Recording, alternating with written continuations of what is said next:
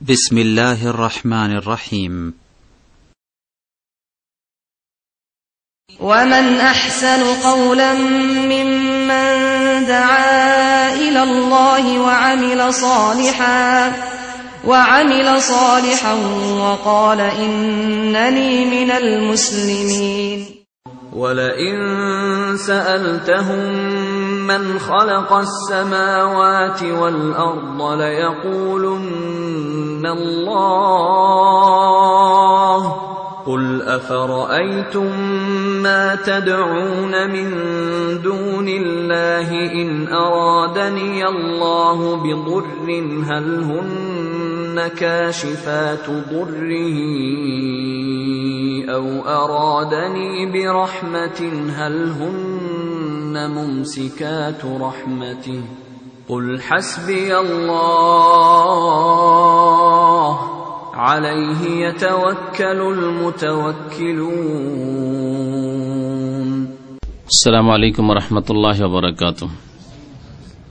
إن الحمد لله نحمده ونستعينه ونستغفره ونعوذ بالله من شرور أنفسنا ومن سيئات أعمالنا من يهده الله فلا مضل له ومن يضلله فلا هادي له وأشهد أن لا إله إلا الله وحده لا شريك له وأشهد أن محمدا عبده ورسوله صلى الله تعالى عليه وعلى آله وصحبه وسلم تسليما كثيرا. يا أيها الذين آمنوا اتقوا الله حق تقاته ولا تموتن إلا وأنتم مسلمون. يا أيها الناس اتقوا ربكم الذي خلقكم من نفس واحدة وخلق منها زوجها وبث منهما رجالا كثيرا ونساء واتقوا الله الذي تساءلون به والأرحام إن الله كان عليكم رقيبا. يا أيها الذين آمنوا اتقوا الله وقولوا قولا سديدا يصلح لكم أعمالكم ويغفر لكم ذنوبكم ومن يطع الله ورسوله فقد فاز فوزا عظيما. أما بعد فإن خير الحديث كتاب الله وخير الهدي هدي محمد صلى الله عليه وسلم وشر الأمور محدثاتها وكل محدثة بدعة وكل بدعة ضلالة وكل ضلالة في النار. أعوذ بالله من الشيطان الرجيم. بسم الله الرحمن الرحيم. ولئن سألتهم من خلق السماوات والأرض ليقولن الله قل أفرأيتم ما تدعون من دون الله إن أرادني الله بضر هل هن كاشفات ضره أو أرادني برحمة هل هن ممسكات رحمته قل حسبي الله عليه يتوكل المتوكلون. মহান আল্লাহর সমস্ত প্রশংসা যে আল্লাহ পাক রব্বুল আলামিন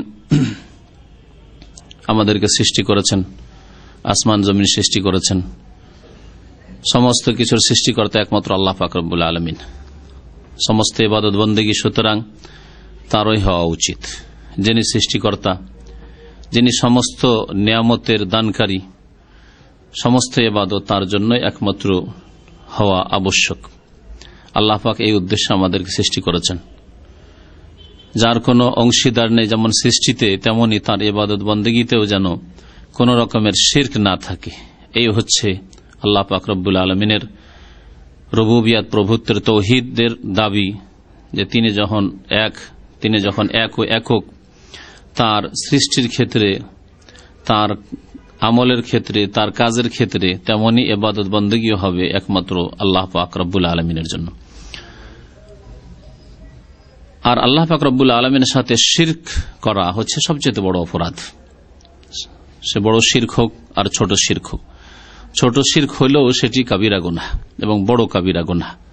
অনেকে মনে করে যে ছোট শিরক মানে হয়তো ছোট গুনাহ, না, ছোট শিরক মানে বড় কাবিরা গুনাহ।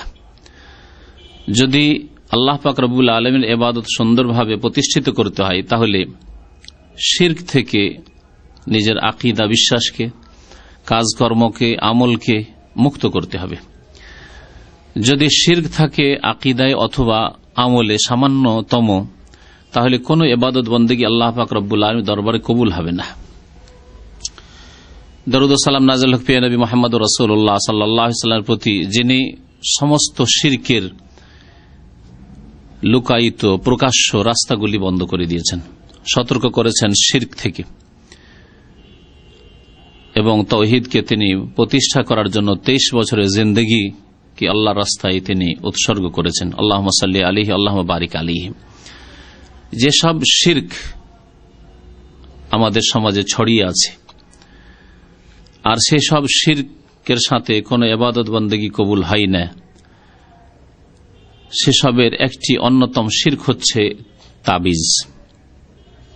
তাবিজ ব্যবহার করা, এবং এই তাবিজের সাথে আনুষঙ্গিক আরো যেসব বিষয়গুলি আছে, বালা পরা, আত্মরক্ষার জন্য, হেফাজতের জন্য, যেন বালা মুসিবত না চলে আসে, অথবা বালা মুসিবত চলে এসেছে তো সেটা দূর করার জন্য, অথবা তাগা সুতা বাঁধা, কালো সুতা সাদা সুতা যাই হোক, বাঁধা হাতে, শরীরে, কোমরে ইত্যাদি, এই ধরনের যেসব বিষয়গুলি রয়েছে এগুলি শিরকের অন্তর্ভুক্ত।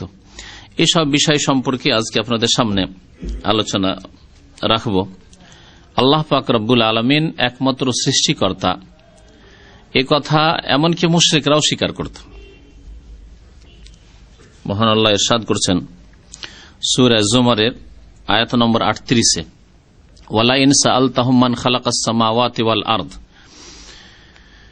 হে নবী আপনি যদি তাদেরকে জিজ্ঞাসা করেন, মানে মুশরিকদেরকে জিজ্ঞাসা করেন, মক্কার আরবের মুশরিকদেরকে, যারা আল্লাহ পাকের ইবাদত বন্দেগীতে শিরক করত, তারাও সৃষ্টিকর্তা আসমান জমিনের মানুষের আল্লাহকে মনে করত।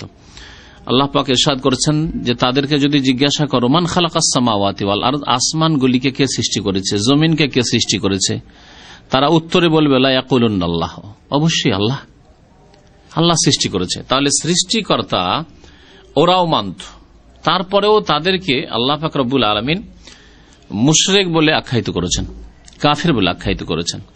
আল্লাহ পাক তাদেরকে সম্বোধন করেছেন কুল ইয়া আইয়ুহাল কাফিরুন বলে। গরম আমাকে বেশি লাগছে না আপনাদের লাগছে? ওই পিছনে সেটা ছেড়ে দেন তো একটু।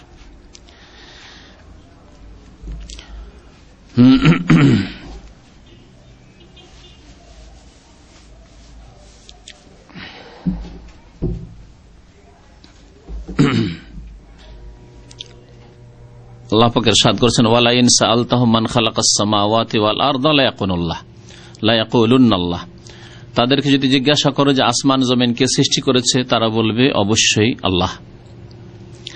তাহলে আল্লাহকে তারা সৃষ্টিকর্তা মনে করা সত্ত্বেও তারা বলতো না যে লাত উজ্জা মানাত, যেসব দেবী দেবতা রয়েছে এরা আমাদেরকে সৃষ্টি করেছে, অথবা এরা আসমান জমিন সৃষ্টি করেছে, এরা পাহাড় পর্বত সৃষ্টি করেছে, কথা বলতো না। তাহলে সৃষ্টিকর্তা আল্লাহকে মানত। তারপর আল্লাহ পাক তাদেরকে মুশরিক কাফের বলে আখ্যায়িত করেছেন। আল্লাহ বলেছেন ইন্নামাল মুশরিকুনা নাজাস, মুশরিক অপবিত্র, তাদের সম্পর্কে আল্লাহ পাক বলেছেন।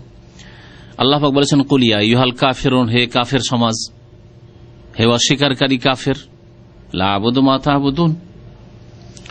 তো তাহলে বোঝা গেল যে শুধু আল্লাহকে সৃষ্টিকর্তা মানলেই তাওহীদ রক্ষা হবে না, বরং আল্লাহকে সৃষ্টিকর্তা মানার সাথে সাথে যখন সৃষ্টিকর্তা তিনি, তাহলে ইবাদত বন্দেগী সমস্ত হবে একমাত্র তার জন্য। আপনি সৃষ্টিকর্তা আল্লাহকে মনে করলেন আর আপনার ইবাদতের কিছু অংশ আর কাউকে দেবেন, এটা চলবে না। তাবিজে এই বিষয়টি রয়েছে, তাবিজে এই বিষয়টি রয়েছে। কোন দিক থেকে সে কথা পরে বুঝাবো, আগে আয়াতটা শেষ করা যাক। তারপরে আল্লাহ পাক রব্বুল আলামিন ইরশাদ করছেন যে হে নবী বলে দেন আফারা আইতুম মা তাদউনা মিন দুনিল্লাহ, আচ্ছা বলো তো আল্লাহ ছাড়া যাদেরকে তোমরা ডাকো, যাদেরকে আহ্বান করো, মনে করো যে এরা তোমাদের ডাকে সাড়া দেবে, তোমাদের কাজে আসবে, ইন আরাদানি আল্লাহ বিদুররিন, আল্লাহ যদি ইচ্ছা করেন কোন ক্ষতি সাধনের আমার সাথে অথবা যে কোনো মানুষের সাথে, আল্লাহ যদি কোনো ক্ষতির ইচ্ছা করেন যে আপনার ক্ষতি হবে, আমার ক্ষতি হবে, হাল হুন্না কাশিফাতু দুররে, এই যাদেরকে আহ্বান করে থাকো, যাদের উপর আস্থা ভরসা করে থাকো, যাদেরকে ডেকে থাকো, এরা কি তোমাদের এই ক্ষতিকে দূর করতে পারে, তোমাদের বিপদ থেকে উদ্ধার করতে পারে? হাল হুন্না কাশিফাতু দুররে আও আরাদানি বিরাহমা, অথবা আল্লাহ পাক যদি দয়ার ইচ্ছা করেন, করুণার ইচ্ছা করেন, আল্লাহ পাকের যদি রহমত হয় যে আল্লাহ রক্ষা করবেন, আল্লাহ হেফাজত করবেন, হাল হুন্না মুমসিকাতু রাহমাতিহি, তাহলে কেউ আছে কি যে তার রহমতে বাধা দেবে, যে না দিতে দেব না, না হতে দেব না, এরকম কোন শক্তি আছে? না, কোন শক্তি নেই। এই জন্য আমরা নামাজের পরে যে দোয়াগুলি পড়ি, সুন্নতি দোয়া, তার একটি দোয়ায় নবী করিম সাল্লাল্লাহু আলাইহি ওয়াসাল্লাম বলছেন আল্লাহুম্মা লা মানিয়া লিমা আতাইত, হে আল্লাহ কোন শক্তি বাধাদানকারী নেই, লা মানিয়া, কোন বাধাদানকারী শক্তি নেই, লেমা আতাইত, যা তুমি দিতে চাও তাতে, তুমি যা দিতে চাও দান করো তাতে কোনো বাধা দেওয়ার কেউ নেই। ওয়ালা মতিয়া লেমা মানাতা, আর কেউ দেওয়ার নেই যদি তুমি বাধা দাও। আল্লাহ যদি না দেন তাহলে কেউ দেওয়ার নেই। তারপরে আল্লাহ পাক বলছেন যে হে নবী আপনি বলে দেন, কুল হাসবি আল্লাহ, আল্লাহ আমার জন্য যথেষ্ট। আল্লাহ যেমন নবী করিম সাল্লাল্লাহু আলাইহি ওয়াসাল্লামের জন্য যথেষ্ট, সাহাবায়ে কেরামের জন্য যথেষ্ট, প্রত্যেক মুমিন মুমিনাতের জন্য যথেষ্ট। কুল হাসবি আল্লাহ, এই দোয়া আল্লাহ পাক রব্বুল আলামিন কোরআনে কারীমের বেশ অনেকগুলি আয়াতে আমাদেরকে শিখিয়েছেন। এক বচন দিয়ে কখনো হাসবি আল্লাহ, অথবা বহু বচন দিয়ে জামা দিয়ে হাসবুনাল্লাহ, ওয়াকালু হাসবুনাল্লাহু ওয়া নি'মাল ওয়াকিল, আল্লাহ আমাদের জন্য যথেষ্ট, অথবা হাসবি আল্লাহ, আল্লাহ আমার জন্য যথেষ্ট, হাসবি আল্লাহ। এই আম্বিয়া কেরামের দোয়া, আল্লাহ আমার জন্য যথেষ্ট। আল্লাহ আমার জন্য যথেষ্ট এ কথা বলা মানে আল্লাহ পাক রব্বুল আলামিনের ওপর পুরোপুরি আস্থা রাখা, ভরসা রাখা। আল্লাহ ছাড়া অন্যের উপর কারো উপর ভরসা নেই আপনার। তাবিজের ক্ষেত্রে হাদিস আসছে এবং আলোচনা আরো বিস্তারিত আসছে। আস্থা যেই ব্যক্তি তাবিজ রাখে, শরীরে গলায় রাখুক, আর কোমরে রাখুক, আর হাতেই রাখুক, অথবা বাড়িতে রাখুক, গাড়িতে রাখুক, গাছে রাখুক, আর জমি জায়গায় রাখুক, তাদের পুরোপুরি আস্থা থাকে তাবিজের উপর। তাবিজ আছে সুতরাং কোন জিন স্পর্শ করতে পারবে না, জিন ধরতে পারবে না। তাবিজ আছে সুতরাং জিন থাকতে পারবে না, থাকলে ওকে পালাইতেই হবে। আল্লাহ শিখাচ্ছেন কুল হাসবি আল্লাহ, হে নবী বলুন আল্লাহ আমার জন্য যথেষ্ট। আর আপনার আস্থা ভরসা যদি অন্যের ওপর হয়, অন্য বস্তু হোক অথবা ব্যক্তির ওপর হোক, জীবিতের ওপর হোক আর মৃতের ওপর হোক, তাহলে এটি তাওহীদের পরিপন্থী বিষয়, তাওহীদ বিরোধী বিষয়। এটি হচ্ছে শিরকের রাস্তা। আলাইহি ফালিয়াতাওয়াক্কালিল মুতাওয়াক্কিলুন, আল্লাহর ওপরই ভরসা, যারা ভরসাকারী আল্লাহর উপর, তারা আল্লাহর উপর ভরসা রাখে, আল্লাহর উপরই তারা ভরসা রাখে। তো এই তাবিজ সম্পর্কে আলোচনা এই জন্য জরুরি যে আমাদের সমাজে তাবিজের রোগ এত ছড়িয়ে আছে এবং এটি একটি ব্যবসা এবং পেশায় পরিণত হয়েছে। ব্যবসা পেশায় যদি পরিণত নাও হয় তবুও তাবিজ শরীয়তে জায়েজ নয়, তাবিজ শরীয়তে জায়েজ নয়। এই তাবিজ সম্পর্কে বেশ কিছু হাদিস রয়েছে, নবী করিম সাল্লাল্লাহু আলাইহি সাল্লাম থেকে বেশ কিছু হাদিস রয়েছে, যে হাদিসগুলো আপনাদেরকে শোনাবো এবং তাবিজের হুকুম তার দ্বারা স্পষ্ট হবে। তাবিজ সম্পর্কে কোরআনে কারিমে স্পষ্ট যদি নাও থাকে, অনেকে এই প্রশ্নগুলি করে যে কোরআনে কারিমে আছে কিনা। কোরআনে কারিমে বহু মাসলা মাসাইল নেই। কোরআনে কারিমে যদি কোনো মাসলা মাসাইল না থাকে তার মানে এই নয় যে সেটা আপনি করতে পারবেন। আর কোরআনে কারিমে আছে সেই জন্যই মানবেন, আর কোরআনে না থাকলে মানবেন না, কখনো মুসলমান হতে পারবেন না। নবী করিম সাল্লাল্লাহু আলাইহি সাল্লাম ওই হাদিসে, যে হাদিসে বলেছেন যে তারাকতু ফিকুম আমরাইন, তোমাদের মাঝে একটি ছেড়ে যাচ্ছি, দুইটি বস্তু ছেড়ে যাচ্ছি। আমরাইন, দুইটি বিষয়, দুইটি বস্তু ছেড়ে যাচ্ছি। লান তাদিল্লু মা তামাসসাকতুম বিহিমা, অতদিন তোমরা পথভ্রষ্ট হবে না যতদিন পর্যন্ত তোমরা তা মজবুত করে ধারণ করে থাকবে। একটি হচ্ছে কিতাব আল্লাহ, আল্লাহর কিতাব আল কোরআন, আর সুন্নতি, আর নবী করিম সাল্লাল্লাহু আলাইহি ওয়াসাল্লাম সুন্নত। নবী সাল্লাল্লাহু আলাইহি ওয়াসাল্লাম বলেছেন আমার সুন্নত, মানে হাদিস।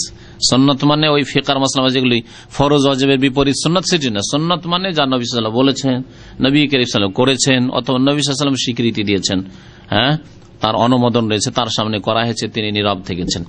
এই তিন শ্রেণীর যতগুলি বিষয় নবী করিম সাল্লাল্লাহু আলাইহি ওয়াসাল্লাম থেকে প্রমাণিত। নবী সাল্লাল্লাহু আলাইহি ওয়াসাল্লাম যা বলেছেন তাও হাদিস, নবী সাল্লাল্লাহু আলাইহি ওয়াসাল্লাম যা করেছেন তাও হাদিস। নবী করিম সাল্লাল্লাহু আলাইহি ওয়াসাল্লামের সামনে সাহাবীরা করেছেন, তিনি নীরব থেকেছেন, বাধা দেননি, তার সামনে করা হয়েছে, হয়তো তিনি করেননি, তিনি বলেননি, কিন্তু চুপ থেকেছেন, তাও হাদিস। কারণ শরীয়ত তার উপর নাযিল হয়েছে। যদি শরীয়তে তা নাজায়েজ হতো তাহলে তিনি নীরব থাকতেন না, অন্যের ওপর নাজায়েজের উপর কখনো নীরব থাকতেন না, সেজন্য সেগুলিও হাদিস। তো এই হচ্ছে সুন্নতের অর্থ। হাদিসের ভাষায় যখনই সুন্নত বলা হবে এই অর্থে ধরবেন, আর ফিকার ভাষায় সুন্নত মানে সেটা ফরজও নয়, ওয়াজিবও নয়, আর মুবাহ মানে জায়েজও নয়, জায়েজের ওপরে সুন্নত আর ফরজের নিচে। অনেকের কাছে ফিকহ আর হাদিসের পরিভাষাগুলি একাকার হয়ে যায়, তারপরে সুন্নত মানে মনে কাছে সুন্নত কাজগুলি। হাদিসের ভাষায় আল্লাহ যা ফরজ করেছেন তাও নবীর আদর্শ, নবীর তরিকা, নবী সাল্লাল্লাহু আলাইহি ওয়াসাল্লাম করেছেন অথবা বলেছেন। আর যেগুলি সুন্নতের পর্যায়ে ফিকহের ভাষায় সেগুলি নবী সাল্লাল্লাহু আলাইহি ওয়াসাল্লাম করেছেন অথবা বলেছেন, সেগুলি সুন্নাত। ফামান রাগিবা আন সুন্নতি, সুতরাং আমার সুন্নত থেকে কেউ যদি বিমুখ হয়, ফালাইসা মিন্নি, আমার উম্মতের অন্তর্ভুক্ত নয়। এই সুন্নত মানে এই না যে সুন্নত মানে ফিকহের সুন্নত আর ফরজগুলো নাই। নবী করিম সাল্লাল্লাহু আলাইহি ওয়াসাল্লাম থেকে যা প্রমাণিত, নবীর যা আদর্শ, নবীর আদর্শ থেকে কেউ যদি বিমুখ হয় তাহলে সে নবীর উম্মতের অন্তর্ভুক্ত থাকবে না। যদি এমন বিষয় ছেড়ে দেয় যাতে ইসলাম চলে যায় তাহলে মোটেই থাকবে না। আর যদি এমন বিষয় ছাড়ে যাতে মোটেই পুরোপুরি ইসলাম তো চলে যায় না কিন্তু ইসলামের ক্ষতি হয়, সেই ব্যক্তি বেশ কিছু অংশ ইসলাম থেকে নিজের বের করে ফেললো অথবা ইসলামের ছেড়ে দিল, গুনাহগার হলো। যাই হোক, আসল বিষয় হচ্ছে তাবিজের বিষয়। বলছিলাম যে কোরআনে কারিমে না থাকলে মানব না, এই বিষয়টি হচ্ছে কুফরি বিষয়। আহলে কোরআন একটি বিদাতি দল বেরিয়েছে, বরং বিদাতি শুধু বললে হবে না, বরং তারা কুফরি করেছে। এই দল পাকিস্তান থেকে প্রথম বের হয়, তারপরে ভারত হয়ে বাংলাদেশে ইদানিং ঢুকেছে। আমার কাছে খবর আসছে ওদের বক্তব্য করার জন্য। তারা বলছে কোরআন আছে মানি, তাহলে কোরআনে 5 ওয়াক্ত নামাজ স্পষ্ট নেই, কোরআনে আগে রুকুন আগে সিজদা তা নেই, আছে কোরআনে কারিমে কোথাও নেই। কোরআনে তাশাহুদের কথা নেই কোরআনে কারিমে, কোরআনে দুরুদ ইব্রাহিমের কথা নেই, কোরআনে নামাজে সালাম ফিরার কথা নেই, কোরআনে তাকবীরে তাহরিমার কথা নেই। আচ্ছা, আকিমুস সালাহ আন্নাহু আল্লাযিনা ফি সালাতিহিম খাশিউন, নামাজের হেফাজত করা ইত্যাদি, হাফিজু আলাস সালাওয়াত। তো কোরআনে কারিমে না থাকলে তাহলে আমাদেরকে দেখতে হবে নবী করিম সাল্লাল্লাহু আলাইহি ওয়াসাল্লামের হাদিসে। কোরআনে কারিমে নেই, হাদিসে দেখতে হবে। হাদিসে যা বলা হয়েছে তাই নিতে হবে। ওমা আতাকুমুর রাসূল ফাখুযুহু, আল্লাহ পাক রব্বুল আলামিন ইরশাদ করেছেন তোমাদেরকে রাসূল সাল্লাল্লাহু আলাইহি ওয়াসাল্লাম যা দেন তা তোমরা গ্রহণ করো। কোরআনের আকারে দেন তা গ্রহণ করো, হাদিসের আকারে দেন তা তোমরা গ্রহণ করো। নবী করিম সাল্লাল্লাহু আলাইহি ওয়াসাল্লাম যদি নিষেধ করে থাকেন তাহলে আরো স্পষ্ট নিষেধ হয়ে গেল। কিন্তু যদি না থাকে নবী সাল্লাল্লাহু আলাইহি ওয়াসাল্লামের আদর্শে আর সেটাকে দিন হিসাবে ধর্ম হিসাবে পালন করে, তারও অবকাশ নেই। একথা বলতে পারে না নিষেধ তো নেই, ইবাদত বন্দেগীর ক্ষেত্রে প্রমাণ থাকতে হবে। সুতরাং তাবিজের বিষয়টি ওই রকমই, প্রথম দেখতে হবে কোরআনে কারিমে তাবিজে হ্যাঁও নেই নাও নেই। তাহলে নবী করিম সাল্লাল্লাহু আলাইহি ওয়াসাল্লাম কি তাবিজ করেছেন, কোরআন অনুমতি দিয়েছেন না নিষেধ করেছেন? নিষেধ যদি নাও করে থাকতেন, ভালো করে এই বিষয়টি স্পষ্ট যাতে হয়ে যায়, নিষেধ যদি নাও করতেন নবী করিম সাল্লাল্লাহু আলাইহি ওয়াসাল্লাম, কিন্তু তিনি করেননি, এতটাই নিষেধের জন্য যথেষ্ট। কারণ এটি আপনি দিন মনে করে করছেন, এর মাধ্যমে আপনি মনে করছেন যে আমার আত্মরক্ষা হবে জিন থেকে, বদনজর থেকে ইত্যাদি ইত্যাদি, আরো বিভিন্ন শত্রুর হিংসা থেকে, বিদ্বেষ থেকে ইত্যাদি।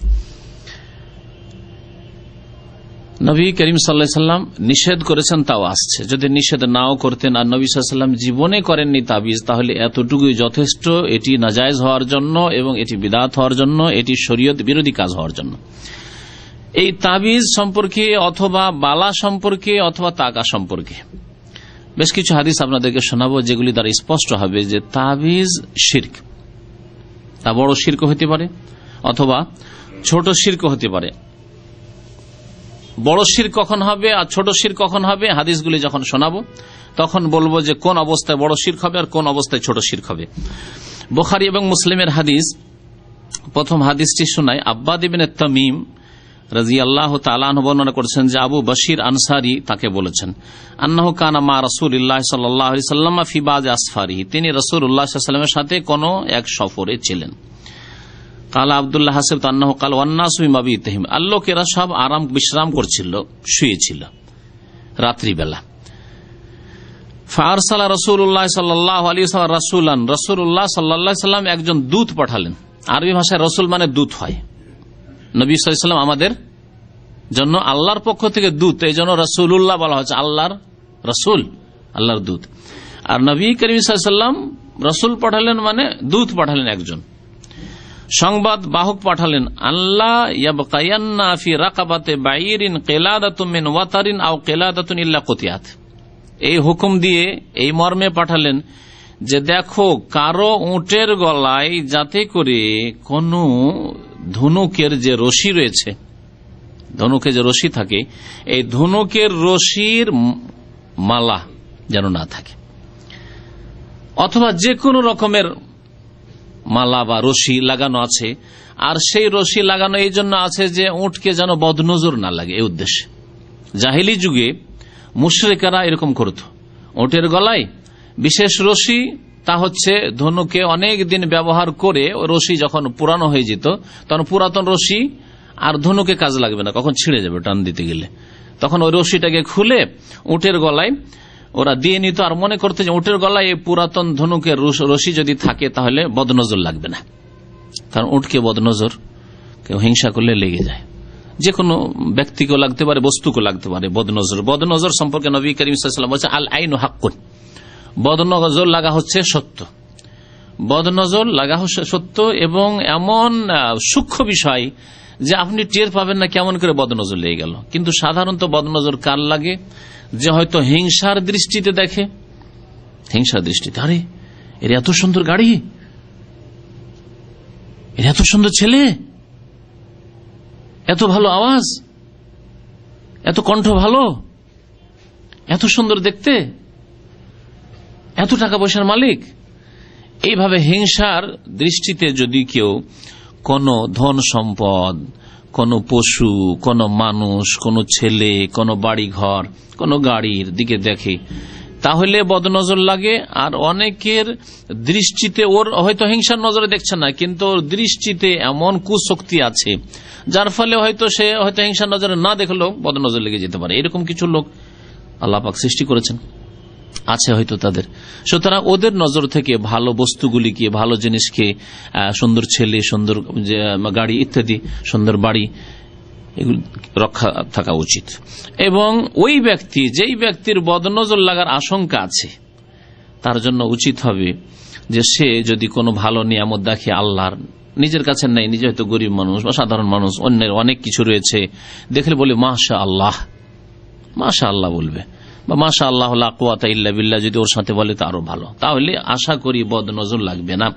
যেমন উলামায়ে কিরাম বলেছেন, কোরআনে কারীমে যে আয়াত, ওয়ালাউলা ইয দাখালতা জান্নাতা কুলতা মাশা আল্লাহ লা কুওয়াতা ইল্লা বিল্লাহ, সুতরাং মাশা আল্লাহ বলা উচিত। এই আমলটি আরবদের মধ্যে আছে, যদি কোনো ভালো আওয়াজ, কারো ভালো তেলাওয়াত শুনলেন মাশা আল্লাহ, কারো ভালো একটি গাড়ি দেখলো মাশা আল্লাহ। কিন্তু আমাদের সমাজের লোকেরা এইসব সুন্নত থেকে অজ্ঞ, জানেও না, আর অনেকে জানলে আমলের আগ্রহের অভাব রয়েছে। এইসব সুন্নতগুলি কিন্তু আমাদের দেশে চর্চা হয় না। আপনাদেরকে এগুলি চর্চা করতে হবে। বলেন মাশাআল্লাহ, আপনার ছেলে কত সুন্দর, না সাথে সাথে বলেন মাশাআল্লাহ, বলেন আপনার ছেলে কত মোটা, না বলেন মাশাআল্লাহ। যাই হোক, নবী করিম সাল্লাল্লাহু আলাইহি ওয়াসাল্লাম কি বললেন যে উটের গলায় যদি কোন রকমের রশি লাগানো থাকে, উটের হেফাজতের জন্য যে রশি থাকে, যে কোন রকমের রশি হোক অথবা বিশেষ ওই ধনুকের রশিটা হোক, তাহলে তা কি করে দেওয়া হোক, কেটে দেওয়া হোক, ছিঁড়ে ফেলে দেওয়া হোক, খবরদার যেন না রাখা হয়। নবী করিম সাল্লাল্লাহু আলাইহি ওয়াসাল্লাম তাহলে আত্মরক্ষার জন্য কোনো কিছু লটকাতে নিষেধ করলেন। এখানে রশির কথা আসলো, রশির মতে হচ্ছে হাতে টাকা বেঁধে রাখা, টাকা বেঁধে রাখা দেখেছেন, কারো ব্যথার কালো সুতা বেঁধে রাখতে দেখেছেন, হ্যাঁ কালো সুতা বেঁধে রাখে, অথবা বালা দিয়ে রাখে, হ্যাঁ বিভিন্ন রকমের বালা, তামার অথবা আরো কিছুর হোক না কেন, আত্মরক্ষার জন্য দিয়ে রাখে, অথবা কোনো আপদ বিপদ বা কোনো কিছুর জন্য, কোনো ব্যথা, ও ব্যথার সাথে ওই সুতার কি সম্পর্ক আছে? ব্যথার কি এটা চিকিৎসা? আল্লাহ পাক এইরকম কি কারণ তৈরি করেছেন যে ব্যথা হইলে একটা সুতা বাঁধলে ভালো হয়ে যাবে? না, এগুলো হচ্ছে টোটকা, আমাদের দেশের সমাজে বলে, শুনেছেন কিনা টোটকা শব্দ? এগুলি এক ধরনের শিরক। যদিও মনে করে যে আল্লাহ শেফা দেনেওয়ালা, এটা শুধু একটা মাধ্যম, তবুও এটা শিরক, এটা হচ্ছে শিরকে আসগার, কাবিরা গুনাহ, বড় শিরক, ছোট শিরক। আর যদি মনে করে যে এই বালাতেই ক্ষমতা আছে অথবা এই সুতাতেই ক্ষমতা আছে, তাহলে এটা বড় শিরক হয়ে যাবে। তখন তাহলে এই বিষয়গুলি বড় শিরকও চলে যেতে পারে, যাতে ইসলাম থেকে মানুষ বেরিয়ে যাবে, আর ছোট শিরক তো কমপক্ষে হবেই হবে। তো এই ছিল একটি হাদিস যেটি আপনার ঝুলানো সম্পর্কে, যদিও তাবিজ শব্দ এখানে আসেনি, কিন্তু রশি ঝুলানো, ওর মধ্যে আছে বালা ঝুলানো অথবা আর কিছু ঝুলানো। দেখেছেন আমাদের দেশের ট্রাকগুলিতে, বাসগুলিতে পিছন দিকে স্যান্ডেল জুতা ঝুলতে দেখা যায়, দেখা যায় না? স্যান্ডেল জুতা ঝুলানো এটাও হারাম এবং এটা একটা শিরক, এটাও শিরক। স্যান্ডেল কোন হেফাজত করবে? আপনি কত নিকৃষ্ট যে আপনি নিজে হেফাজত করতে পারলেন না, আপনার এই স্যান্ডেল জুতা ছিঁড়া জুতাতে হেফাজত করে দেবে। তাহলে স্যান্ডেল জুতা চাইতো অধম নিকৃষ্ট এ মানুষ। এগুলি হচ্ছে শিরকের অন্তর্ভুক্ত। এখন আসুন সরাসরি তাবিজ সম্পর্কে নবী করিম সাল্লাল্লাহু আলাইহি সাল্লামের কি বাণী রয়েছে। জায়নাব ইমরাতে আব্দুল্লাহ বিন মাসউদ রাদিয়াল্লাহু তাআলা আনহর বিবির নাম ছিল জায়নাব। বিভিন্ন হাদিসে তার ঘটনা এসেছে, তার মধ্যে একটি স্বামীকে যাকাত দাও, স্বামী ছিল গরিব, স্বামীকে যাকাত দাও সম্পর্কে তার একটি হাদিস আছে। এখানে হাদিস আছে তাবিজ সম্পর্কে। বলছেন তিনি যে আমার স্বামী আমাকে এই হাদিস শুনিয়েছেন, আব্দুল্লাহ বিন মাসউদ রাদিয়াল্লাহু তাআলা আনহু قال سمعت رسول الله صلى الله عليه وسلم يقول, নবী করিম সাল্লাল্লাহু আলাইহি ওয়াসাল্লামকে আমি বলতে শুনেছি, يقول ان الرقى والتمائم والتوالة شرك, নিশ্চয় ঝাড়ফুঁক করা রোকা, ওয়াত্তামা এবং তাবিজ, ওয়াত্তেওয়ালা এবং ভালোবাসা সৃষ্টি করার উপায় অবলম্বন করা, ভালোবাসা সৃষ্টির জন্য কিছু তাবিজ তোমার দেওয়া, এগুলি হচ্ছে কি শিরকুন। নবী সাল্লাল্লাহু আলাইহি ওয়াসাল্লাম সরাসরি শিরক বলেছেন এগুলিকে। ঝাড়ফুঁকের ক্ষেত্রে আজকে ঝাড়ফুঁকের আলোচনা করব না, কারণ ঝাড়ফুঁকের উপরে একটা বড় আলোচনা করার ইচ্ছা আছে, এরকম এক ঘন্টার। আগামী দিনগুলিতে ইনশাআল্লাহ তাআলা কোন এক সপ্তাহে খুব তাড়াতাড়ি ঝাড়ফুঁক সম্পর্কে বিস্তারিত সব দিক নিয়ে আলোচনা করব ইনশাআল্লাহ তাআলা। তো ঝাড়ফুঁক সম্পর্কে এতটুকু জেনে রাখেন, কারণ এখানে যেহেতু হাদিসে এসছে, এই হাদিসে বলা হচ্ছে ঝাড়ফুঁক শিরক, কিন্তু অন্য হাদিসে রয়েছে নবী করিম সাল্লাল্লাহু আলাইহি ওয়াসাল্লামকে এক সাহাবী বললেন যে ইয়া রাসূলুল্লাহ, আমরা তো জাহেলি যুগে ফুঁক ফাঁক দিতাম, দম করতাম আর ভালো হয়ে যেত, তো কিছু বলতাম এইরকম শব্দ আর বলে ঝাড়ফুঁক করতাম।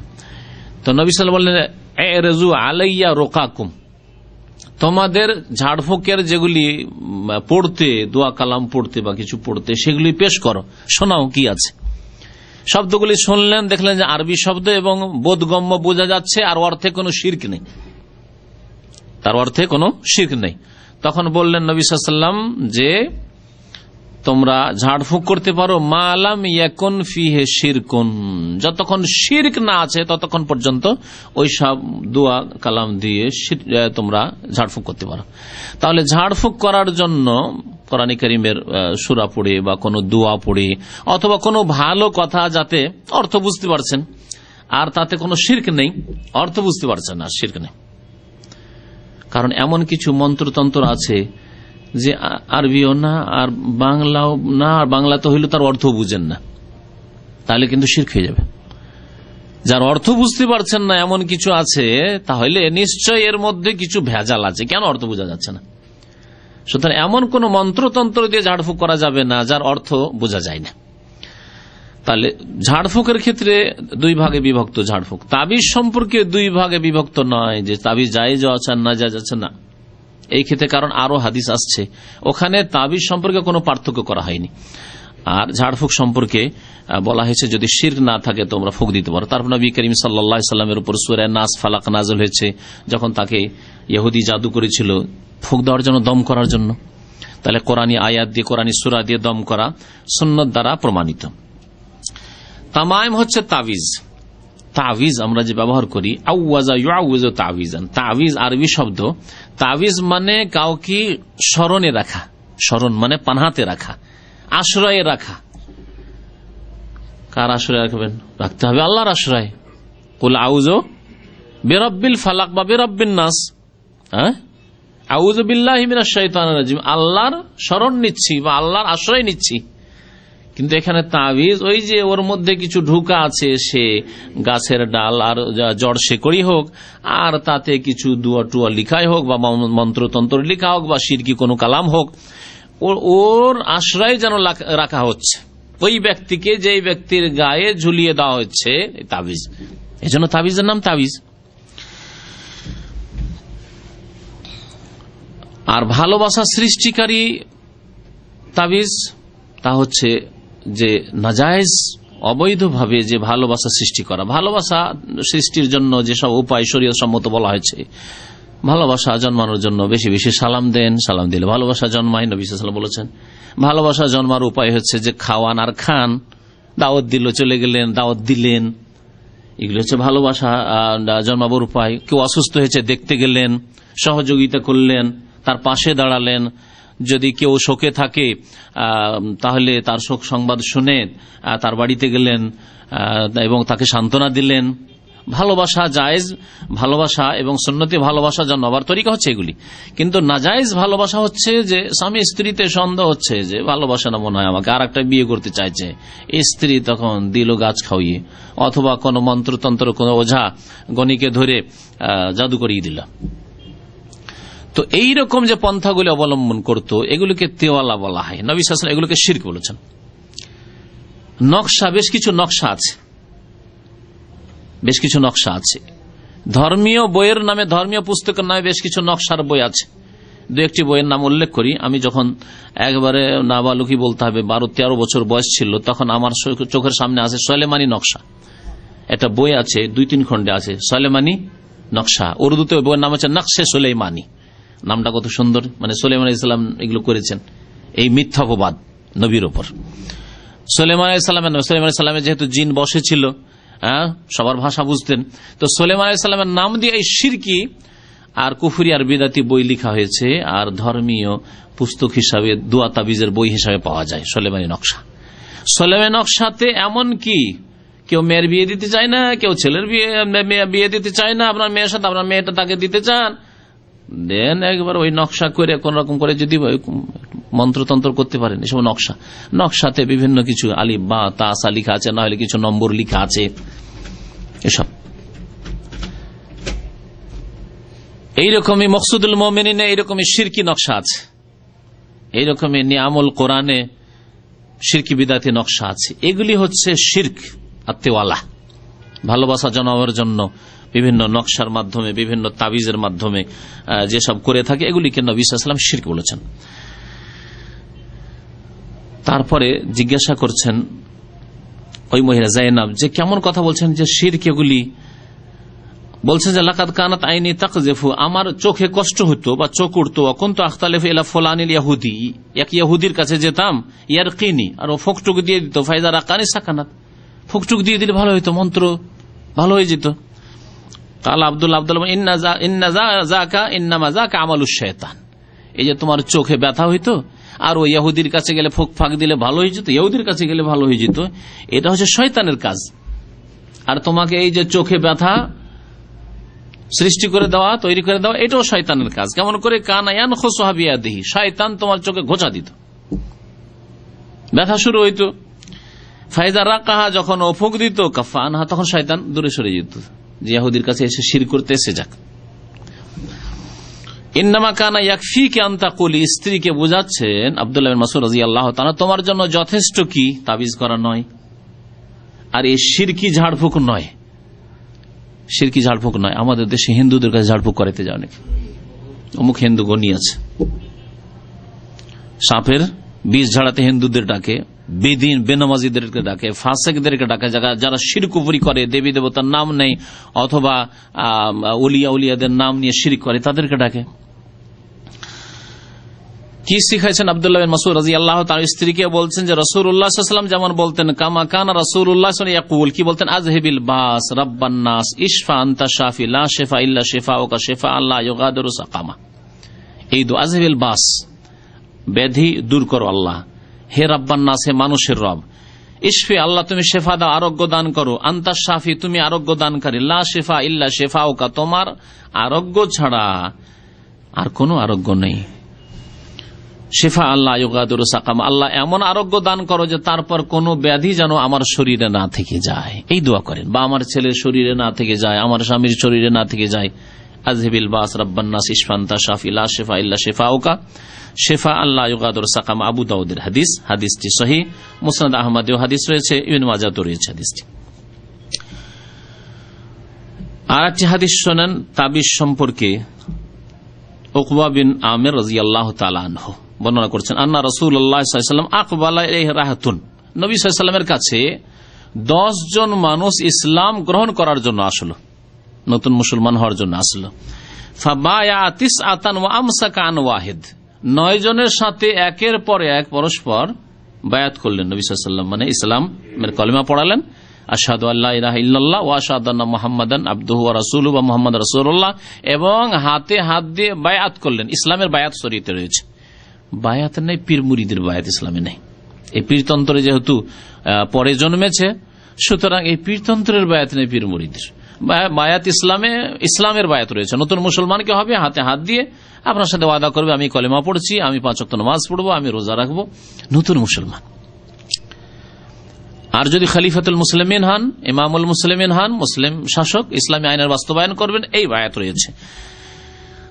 নবী করিম সাল্লাল্লাহু আলাইহি ওয়াসাল্লাম 9 জনের সাথে তো বায়াত নিলেন এবং কলেমা পড়ালেন। ও আমসাকান ওয়াহিদ, একজন লোক যখন আসলো রাসূলুল্লাহ সাল্লাল্লাহু আলাইহি ওয়াসাল্লাম তার সাথে বায়াত করলেন না। ফাকালু ইয়া রাসূলুল্লাহ, সাহাবারা বলেন হে আল্লাহর রাসূল সাল্লাল্লাহু আলাইহি ওয়াসাল্লাম, বায়াতা তিসআতান, 9 জনের সাথে বায়াত করলেন, তাদেরকে কলেমা পড়ালেন, মুসলমান করলেন। ওয়া তারাকতা হাযা, এই লোকটিকে ছেড়ে দিলেন কেন? কালা ইন্না আলাইহি তামিমাতান, কারণ এর শরীরে তাবিজ আছে। আগের হাদিসে ছিল জামা, বহু বচনের শব্দ, আত-তামাইম, ইন্না রুকা আত-তামাইম, আর এটি হচ্ছে এক বচন, শিরক বলা হয়েছে। আর এখানে বলা হয়েছে ইন্না আলাইহি তামিমাতান, এর শরীরে তাবিজ আছে। ফাদখালা ইয়াদাহু, রাসূলুল্লাহ সাল্লাল্লাহু আলাইহি ওয়াসাল্লাম কাপড়ের নিচে হাত দিলেন আর দিয়ে হাত থেকে বের করলেন। ফাকাতাহা, এবং সেটাকে ছিঁড়ে ফেলে দিলেন। ফাবায়াহু, তারপরে বায়াত করলেন, তাবিজ ছিঁড়ে ফেলে বায়াত করলেন। ওয়াকাল, এবং তার সাথে সাথে বললেন মান আল্লাকা তামিমাতান ফাকাদ আশরাকা, যেই ব্যক্তি তাবিজ লটকাবে সেই ব্যক্তি শিরক করবে, সে শিরক করল। তাবিজ যে ঝুলাবে সে শিরক করবে। মুসনাদে আহমদের হাদিস। বলেছিলাম আপনাদেরকে যে এই শিরক বড় শিরক হবে না ছোট শিরক হবে, তাই না?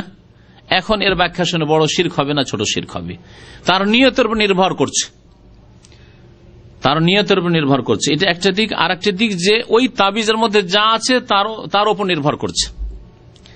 আপনি যেই তাবিজ আল্লাহ না করে ব্যবহার করেন, কোন ভাই যদি তাবিজ ব্যবহার করে, ওই তাবিজের মধ্যে যদি শিরকিয়া কথা থাকে, যেমন আছে জিন শয়তানের নাম, ফরিয়াদ, ফেরেশতাদের কাছে ফরিয়াদ, অথবা মাদাদ ইয়া রাসূলুল্লাহ, রাসূলের কাছে ফরিয়াদ, অথবা ইয়া গাউসুল আজম জিলানি, ইয়া খাজা চিশতি, ইয়া আলী, ইয়া হুসাইন, ইয়া হাসান।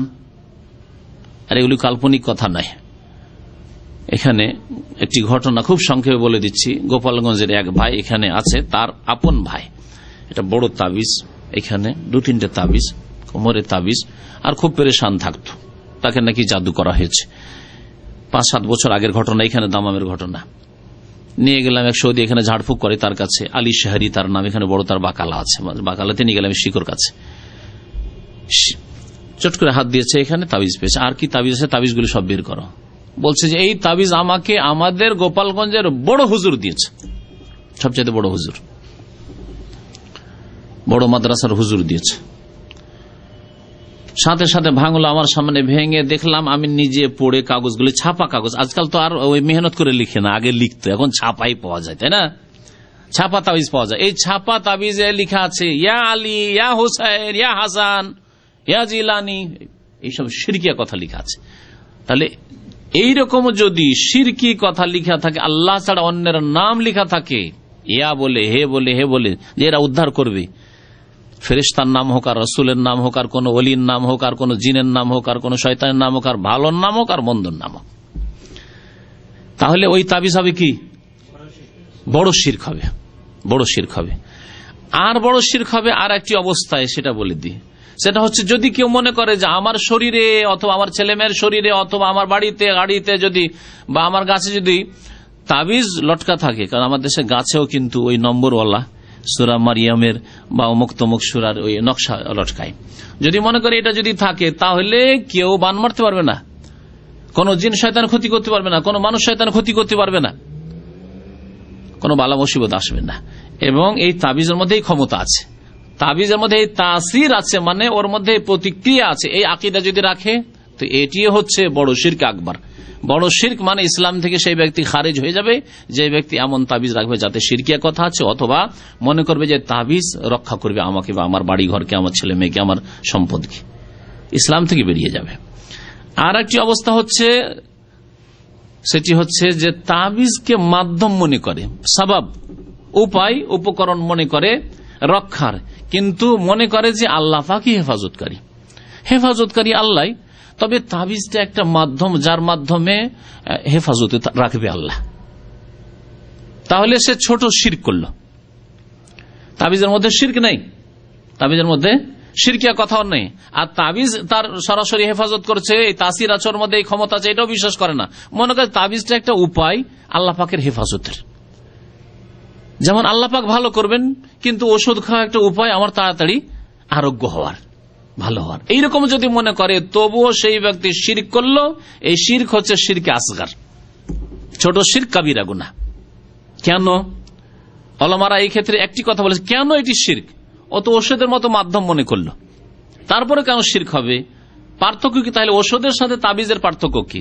বলছেন ওলামারা যে ওষুধের সাথে তাবিজের পার্থক্য হচ্ছে, ওষুধ হচ্ছে কারণ এটা সায়েন্টিফিক দিক থেকে প্রমাণিত, স্পষ্ট, এর দলিল প্রমাণ যুক্তি রয়েছে যে মেডিসিন, ওষুধ খেলে, জ্বরের ওষুধ খেলে জ্বর ভালো হবে, ব্যথার ওষুধ খেলে ব্যথা ভালো হবে, প্রমাণিত এটি। তারপরে নবী করিম সাল্লাল্লাহু আলাইহি সাল্লাম ওষুধ খেতে বলেছেন, চিকিৎসা করতে বলেছেন। তাদাউ ইয়া ইবাদাল্লাহ, হে আল্লাহর বান্দারা তোমরা চিকিৎসা করো, ওষুধ খাও, দাওয়া ব্যবহার করো। ফাইনাল্লাহ লাম ইউনজিল দাআন ইল্লা আনজালা লাহু শিফাআন, কারণ আল্লাহ যে কোনো ব্যাধি নাযিল করেছেন, রোগ নাযিল করেছেন, তার ওষুধও আল্লাহ নাযিল করেছেন। তাহলে অনুমতি পাওয়া গেল। তাবিজের ক্ষেত্রে অনুমতি তো দূরের কথা, নিষেধ পাওয়া গেল। ইন্নাত তামিমা শিরক, তাবিজ হচ্ছে শিরক। তাহলে যেটি কারণ নয়, উপায় নয়, তাকে উপায় মনে করা হচ্ছে ছোট শিরক। উপায় নয় আর উপায় মনে যদি করেন তাহলে কি হবে? শিরক, ছোট শিরক হবে। একটা জিনিস কারণ নয় আর যদি কারণ মনে করেন তাহলে সেটা হবে ছোট শিরক। আর একটা দিক রয়েছে, যদিও মনে করছেন যে আল্লাহ শেফা দেন, আল্লাহ আরোগ্য দানকারী, কিন্তু যখন তাবিজ আপনার কাছে আছে তখন তাবিজের সাথে অন্তর কিন্তু আপনার জড়িত হয়ে আছে, অন্তর সম্পর্ক তাবিজের সাথে। চট করে যদি কোন রকমের ভয় ভীতি লাগে, তাবিজ তো আছে, তাবিজের সাথে কলবের সম্পর্ক। এদিক দিয়েও আরেকটা ছোট শিরকের কারণ, যদি আপনি মনে করেছেন যে আল্লাহ পাক হেফাজতকারী, তারপরও শিরক হবে।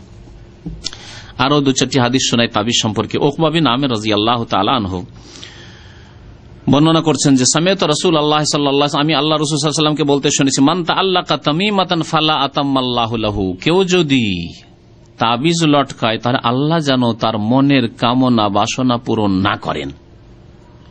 বদদুয়া নবী সাল্লাল্লাহু আলাইহি ওয়াসাল্লামের।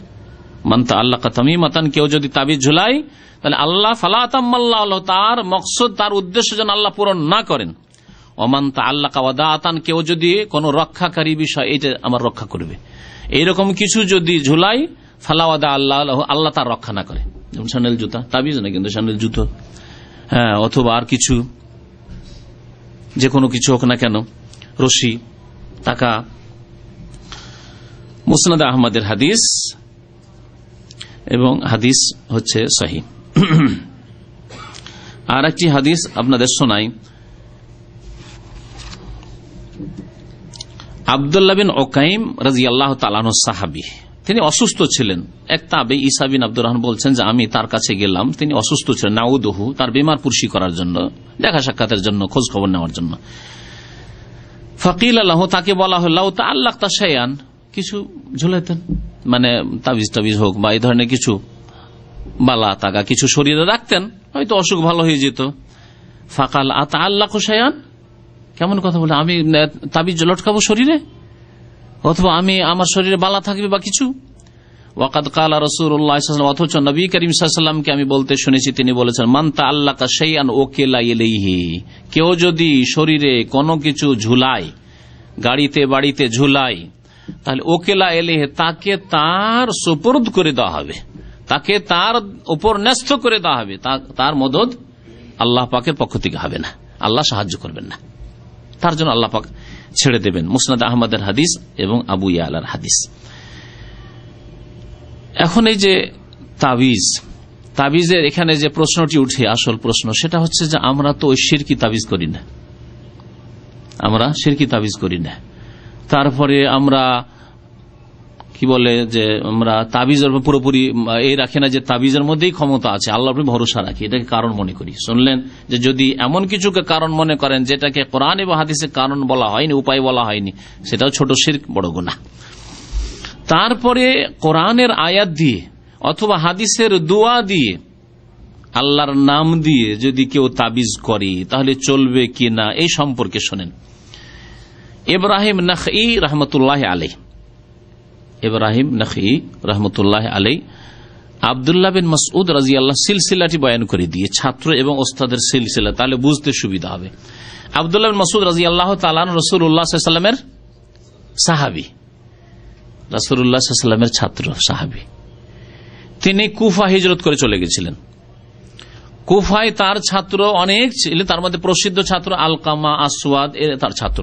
এই আলকামা আসওয়াদের ছাত্র ইব্রাহিম নাখঈ। তাহলে ইব্রাহিম নাখঈ আব্দুল্লাহ মাসউদের ছাত্রের ছাত্র।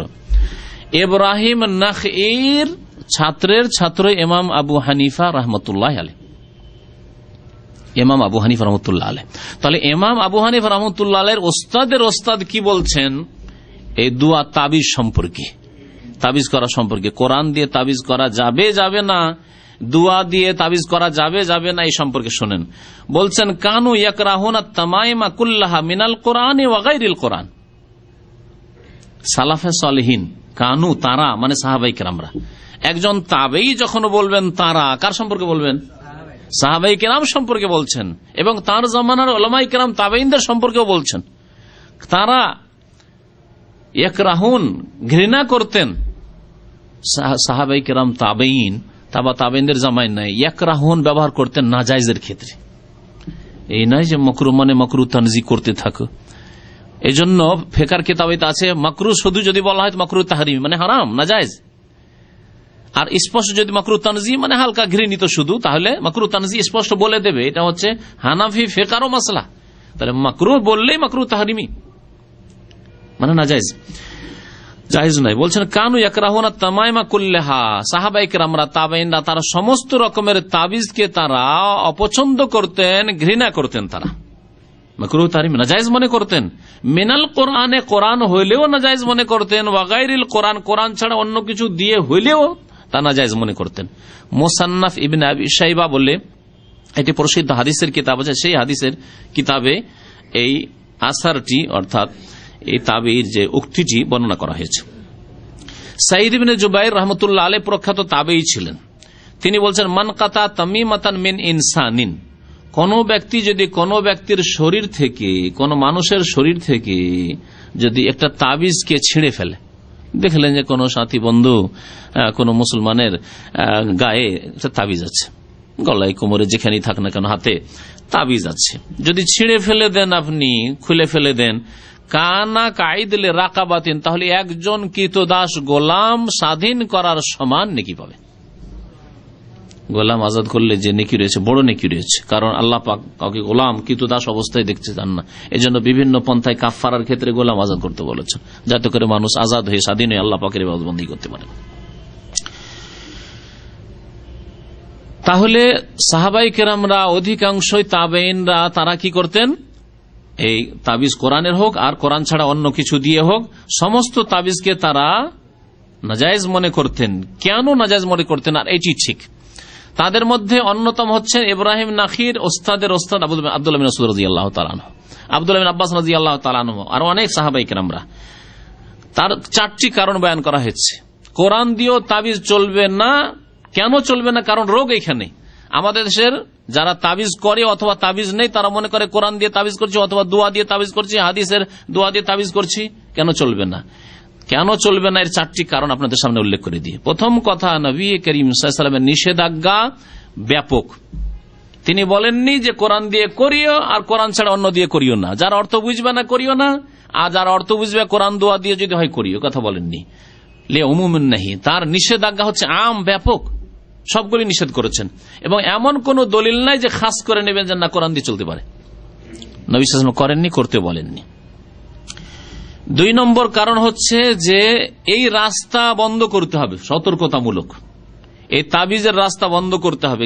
কারণ যারা তাবিজের ব্যবসায়ী বা তাবিজ করে বা তাবিজ নেই, এদের জন্য তাবিজের দরজা যদি খোলা থাকে, শুধু কোরআনী বা দুয়ার তাবিজ নেবে না, তার নামে অনেক শিরকি তাবিজ চলবে। যেমন এই ঘটনা বয়ান করলাম, বললো যে আমাদের বড় মৌলানা তাবিজ দিয়েছে, আমাদের হুজুর গোপালগঞ্জে তাবিজ দিয়েছে, কিন্তু তাবিজে লেখা আছে শিরকি আলী, ইয়া হোসেন, ইয়া জিলানি, এসব লেখা আছে।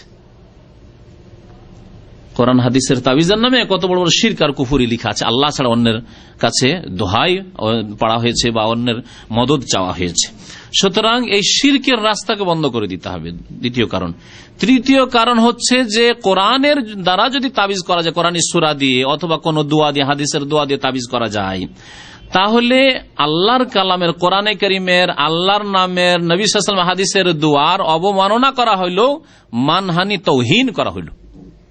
বিশেষ করে পেশাব পায়খানার অবস্থায়, সহবাসের অবস্থায়, স্বপ্ন দোষের অবস্থায়, বহু নাপাক অবস্থায় দিনে কতবার পেশাব করতে বসছেন আর তাবিজ গায়ে আপনার, আর দাবি করছেন যে তাবিজ আমার কোরআনের সূরা, সূরা নাস, ফালাক লিখা আছে, অথবা আউযুবিল্লাহি মিনাশ শাইতানির রাজিম লিখা আছে, বা আল্লাহর আসমায়ে হুসনা লিখা আছে, আল্লাহু রহমানুর রহিম লিখা আছে।